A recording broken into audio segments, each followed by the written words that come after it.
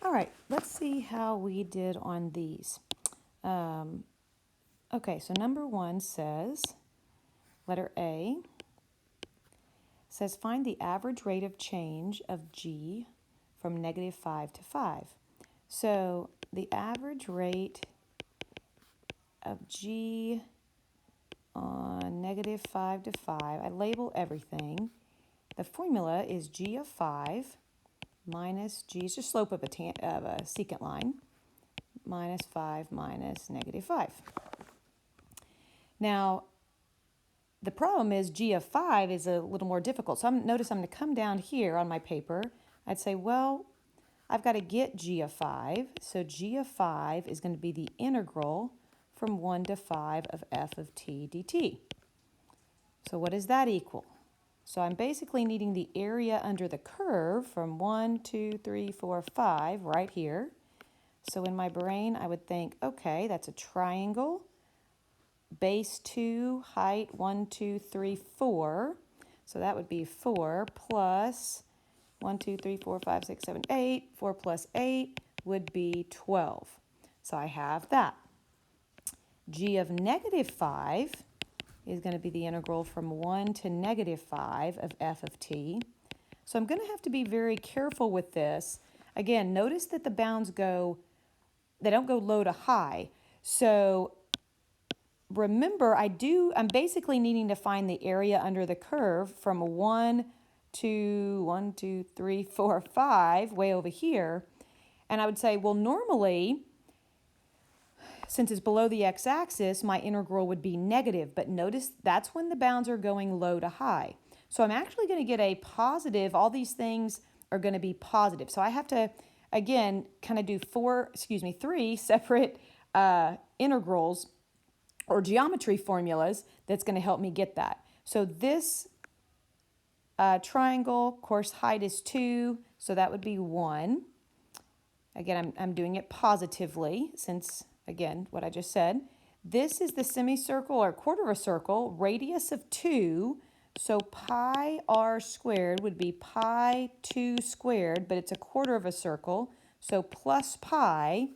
And then you have this triangle, 1, 2, 3, and then 1, 2, 3, 4. Nope, can I count right? 1, 2, 3, and then 1, 2, 3, 4. So 1/2 base times height. Again, that'd be 2 times 3, so that would be 6. So that's where I get 7 plus pi. So I'm going to use those two to fill in this. 12 minus, now be careful here.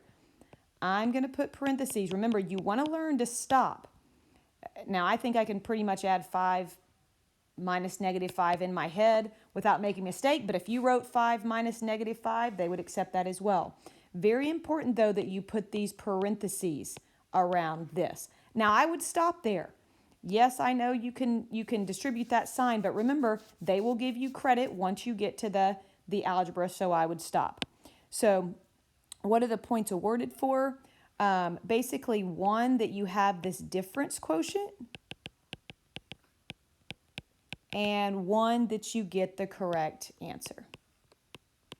So that was your 2 points. Okay.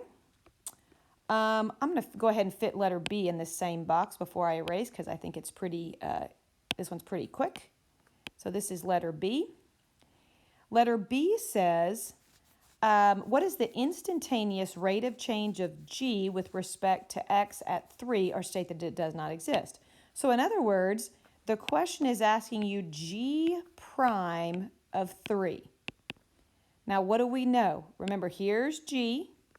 It's asking the derivative as a function defined as an integral. Please tell me you remember the second fundamental theorem, which says that G prime, that's the replace times the derivative of the upper bound, which it's just X. So actually, the derivative of G prime is F. So this question is really just asking, what is F of 3? And on my graph, I can read that off. That's just the Y value, and I get 4. Literally, that's all I would need to get full credit. So that was worth 1 point. And I say answer is 4, but friends, you have to write this. If you just write g prime of 3 equals 4, you would not get credit. You have to tell them how you knew to get that 4. You've got to relate those things. All right, perfect. Now, I can't figure out another way to do this, so I'm just going to have to erase. Little downtime for you. All right, let's look at part C. Don't know why that's not erasing, but, you know, it's all good. All right, part C says what? Oh, wow, it's not what I thought was going to happen. Let's see if I can erase this stuff.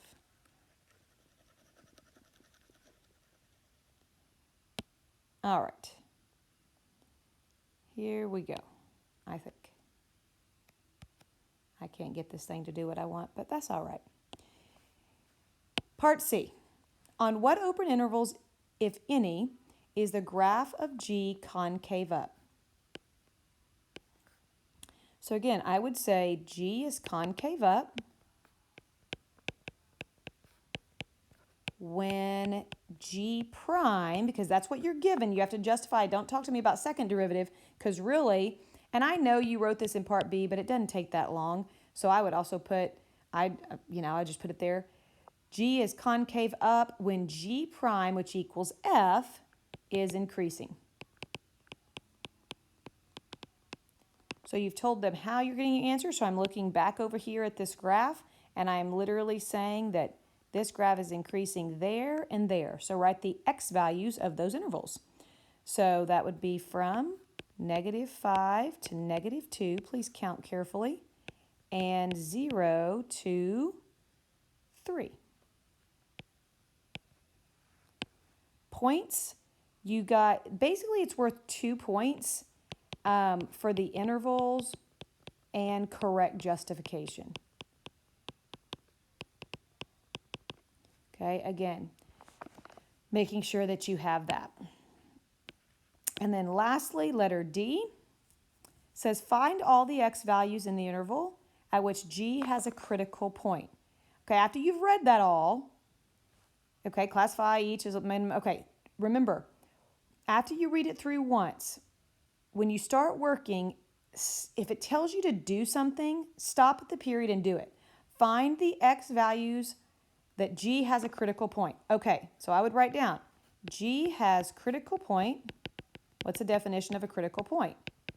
When G prime, which equals F, I know I don't have to write it all the time, equals 0 or undefined.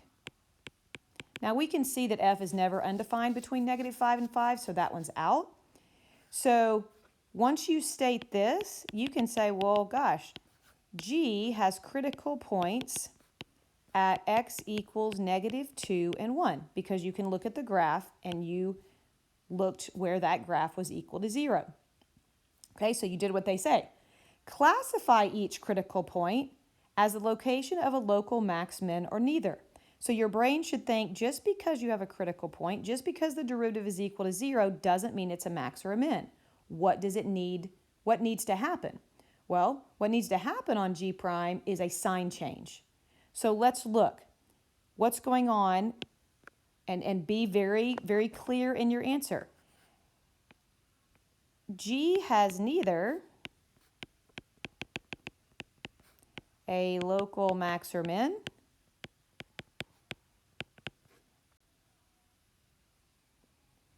hope that doesn't mess up, at x equals -2, since G prime doesn't change sign.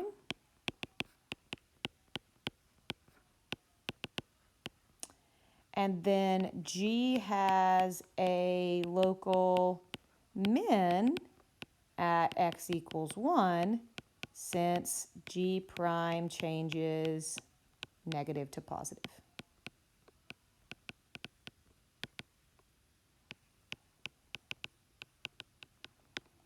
Okay, point count. You got 1 point for making this statement.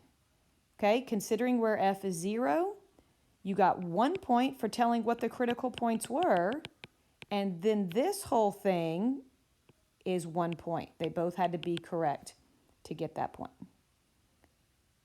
All right. Oh, dear heavens.